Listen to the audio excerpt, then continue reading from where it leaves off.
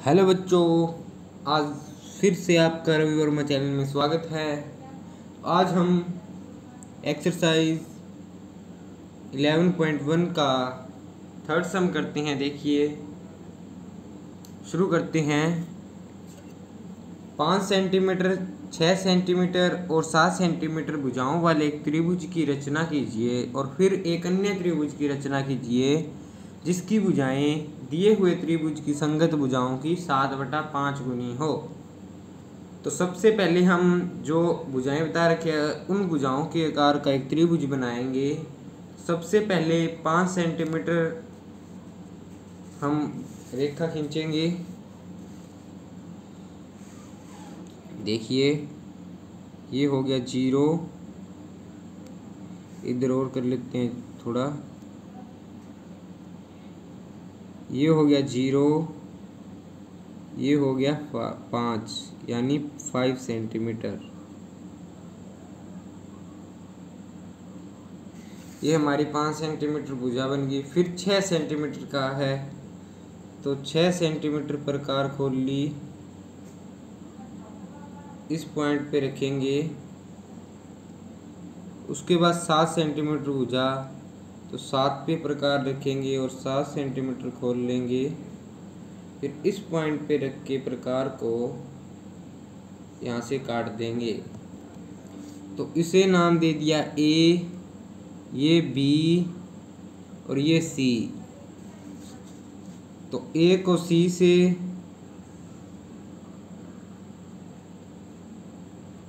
इसको आगे तक बढ़ा देते हैं।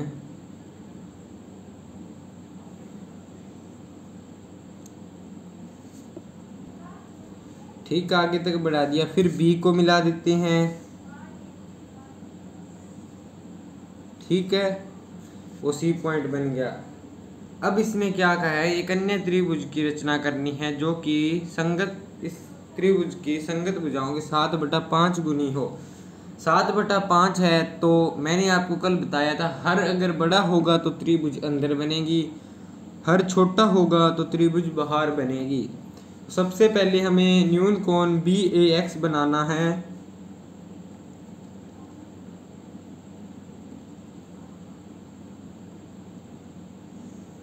न्यून कोण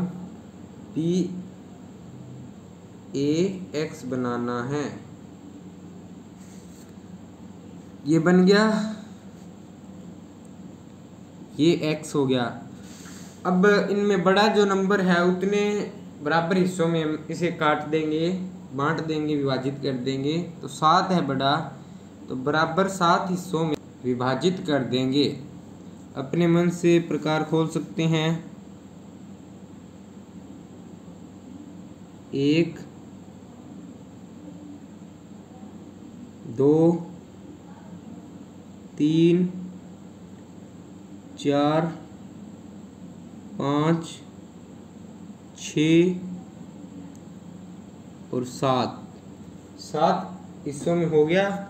अब इसे A1 A2 वाले नाम दे देते हैं। A1 A2 A3 A4 A5 A6 A7। अब देखिए, मैंने आपको बताया था जो हर है, हर हमारा 5 है तो 5 को B से मिलाएंगे। 5 को B से मिलाएंगे।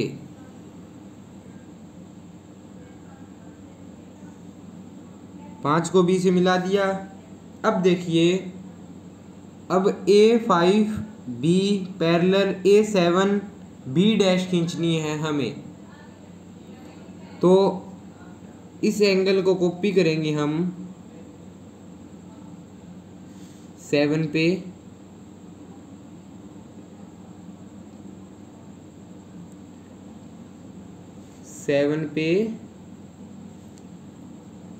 कॉपी करेंगे। अब देखिए, यहाँ पे क्या करना था, इस पॉइंट पे रखना है और जहाँ पे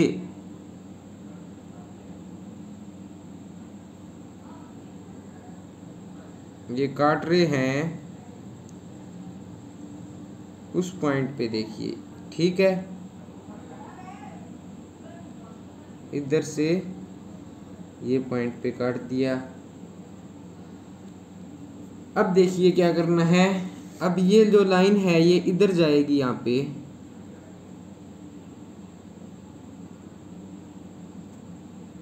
समझ रहे हो आप, इस पॉइंट से जाएगी, ठीक है।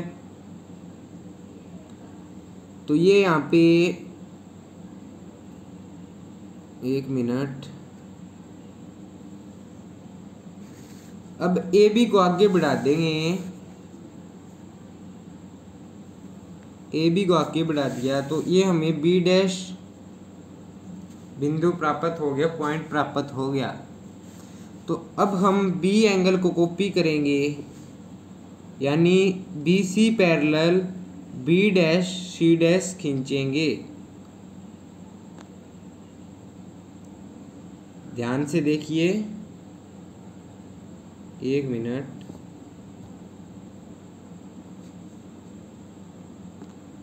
देखिए, ठीक है। अब यहाँ पे इस पॉइंट पे रख के यहाँ से मिला देंगे और इस पे रख के ऐसे। अब देखिए क्या करना है। अब बी से जो AC आगे तक बढ़ रही है उस पे काटेंगे, हमें प्राप्त होगा C डैश बिंदु। ये हो गया C डैश। तो हमें एक C डैश A और B डैश त्रिभुज दी हुई त्रिभुज की संगत भुजाओं की 7/5 गुनी प्राप्त हुई है, ठीक है। अब इसकी रचना के चरण मैं आपको बताता हूँ क्या लिखने हैं।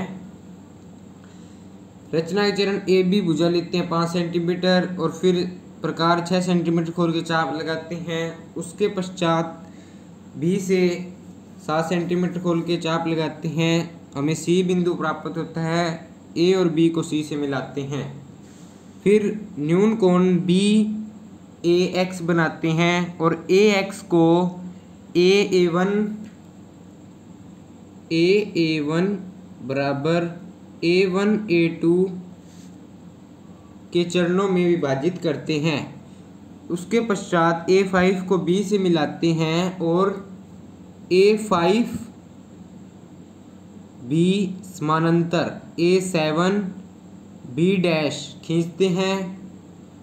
उसके पश्चात BC समानांतर B डैश C डैश खींचते हैं।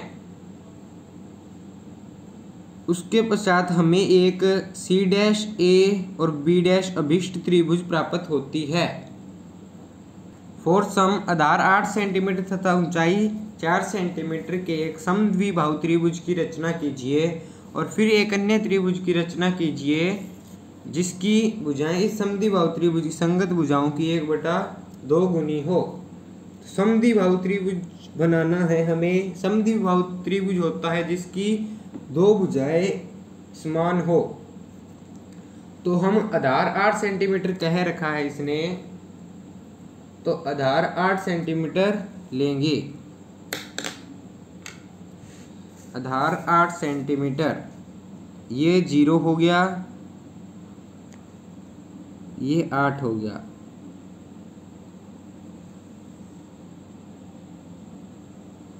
समझ रहे हो आप?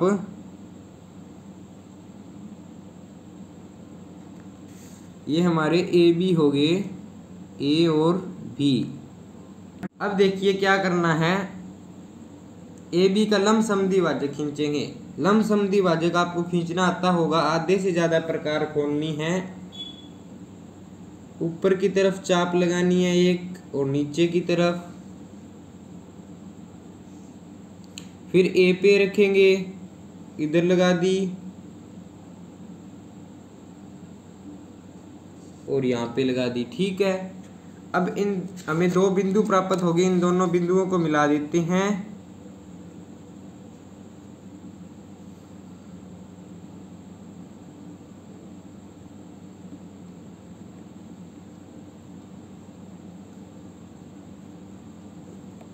ये हमें ओ पॉइंट मिलता है। तो ओ को,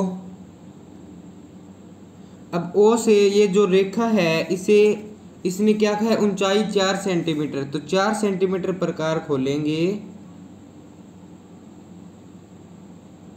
और ओ पे रख के काट देंगे। ठीक है,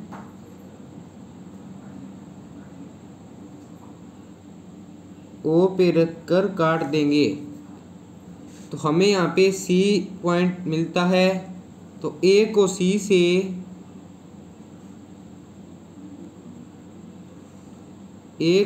से और बी को सी से मिलाते हैं। उसके पश्चात पिछले रचनाओं में हमने किया है वही करना है। न्यून कोण बी ए एक्स खींचना है। ठीक है, बी ए एक्स खींचना है, ये एक्स हो गया हमारा। कितने बराबर हिस्सों में बांटना है देखते हैं। 1 सही है, 1/2 कह रखा है, तो ये कितना हो जाएगा, 3/2 हो जाएगा। सोल्व करने पे ये 3/2 हो जाएगा। तो हमें 3 बराबर हिस्सों में बांटना है। तो वो देखिए 1, 2 और 3 हो गया। तो नीचे कौन सा है, 2, तो 2 को हम b से मिलाएंगे। ये A1 A2 A3, A2 को b से मिलाते हैं। ठीक है, और AB को आगे तक बढ़ा देते हैं। AB को आगे तक बढ़ा देते हैं। AB को आगे तक बढ़ा दिया। अब देखिए क्या करना है, A2 और B, ये A2 वाला एंगल है, ये कॉपी करके हमें A3 पे बनाना है। एंगल बनाना तो आप सीख ही गए होंगे कॉपी करना। अब 3 सम कर लिए इसके अपन ने अभी तक, चौथा कर रहे हैं। अब देखिए किस पॉइंट पे ये काट रहा है, उसी पॉइंट पे। हमें कौन सा पॉइंट मिला, ये वाला पॉइंट। इस पॉइंट को अब ए बी पे लेके जाएंगे तो कहाँ पे काटता है देखते हैं।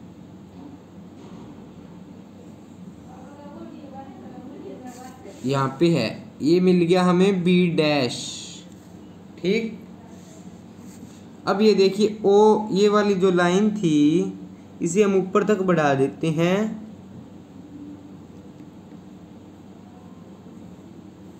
ठीक है, अब बी जो एंगल है इसे कॉपी करके बी डैश पे बनाएंगे।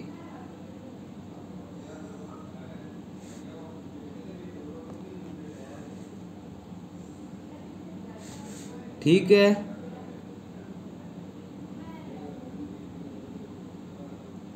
ये कॉपी कर लिया एंगल को। अब बी डैश से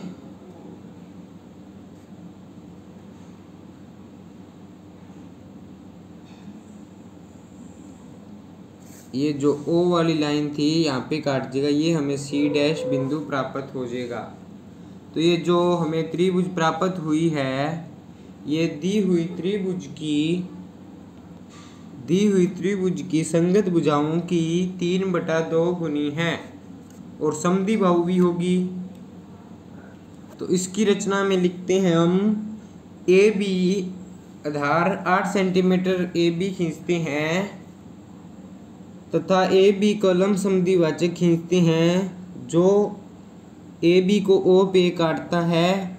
ओ पे प्रकार रख के 4 सेंटीमीटर खोल के ऊंचाई उस लंब समद्विभाजक पर हम चाप लगाते हैं, जिससे हमें सी बिंदु प्राप्त होता है।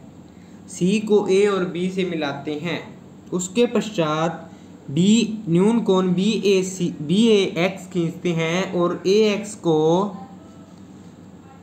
A1 और A1 बराबर A1 A2 की तरह विभाजित करते हैं। फिर A2 को B से मिलाते हैं और A2 B समानांतर A3 B डैश खींचते हैं। उसके पश्चात BC समानांतर B डैश C डैश खींचते हैं। इस प्रकार त्रिभुज C डैश A और B डैश दी हुई त्रिभुज की 3/, सॉरी एक हम गलती कर चुके हैं इसमें, वो आपको मैं बताता हूँ क्या। अब इस लाइन को आगे तक बढ़ाएंगे ना हम, ये हमारा जो पॉइंट मिलेगा ये C डैश होएगा, ठीक है। अब इसके सेंटर से इसकी ऊंचाई नापी जा सकती है। आपको समझ आया होगा। Thank you. आगे मिलते हैं अगली समझ लेके।